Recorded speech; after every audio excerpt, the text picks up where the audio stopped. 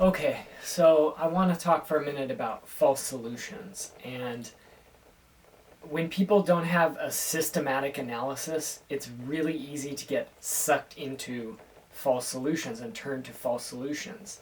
The reality is that when people don't have a well-defined oppositional ideology or revolutionary ideology, what comes to the surface, what bubbles up to the top, is the dominant culture's ideology. It's the ideas that we have been taught and fed by this toxic, capitalist, patriarchal, settler colonial world that we live under. And one example of this is plastic pollution. The reality is that plastic pollution is a huge problem. We all know this. It's everywhere in the world. It's choking out wildlife, it's poisoning everything on the planet, it's leaching chemicals into the water, it's poisoning us, and it's going to be around for thousands, hundreds of thousands of years. Over half of all plastic that has ever been created was created since the year 2000. So this problem is getting worse, and it's accelerating, like so many of the problems that we're facing. Not only are we not managing to turn it around, but we're not even managing to slow the growth and the expansion of the plastics industry.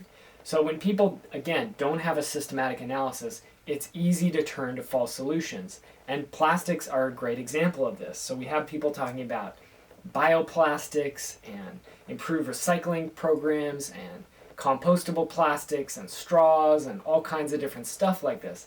But what they don't talk about very much is the production of plastics. And that's the main problem, is that they're being produced in the first place, right? The problem is that they exist. It's a radical analysis when you start looking at the root of an issue like this, the material root, which is the production of the plastics. You shut down the production, and this problem will be solved, or at the very least changed. It becomes a cleanup issue at that point, right? People can't do this. People have trouble doing this because plastics are incredibly essential and central to modern life. And so in a sense, shutting down plastics means challenging the system of production that we live under. It means challenging everything that we're accustomed to. I mean, how many people are prepared to do that? I mean, think what plastics are required for today. Electronics, cars, airplanes, the modern medical system, trains, bicycles. I mean, hell, even wind turbines and solar panels require plastics. Okay? How many pieces of plastic can you see right now around you? You know? And I'm a person who rejects plastic as much as possible, and it's still all around me. We don't have a choice in this. It's something that's been imposed on us, right? So at some level, people understand that challenging plastics means challenging the entire system that we live under. And this creates cognitive dissonance for people, because people who aren't prepared to do that can't deal with it. And so they turn to these false solutions.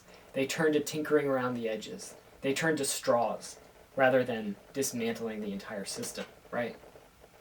So we need to be more honest and more courageous. That's what a radical analysis calls us to do. We need to have the courage to think systematically about these issues and go to the root of them so we can actually solve them once and for all.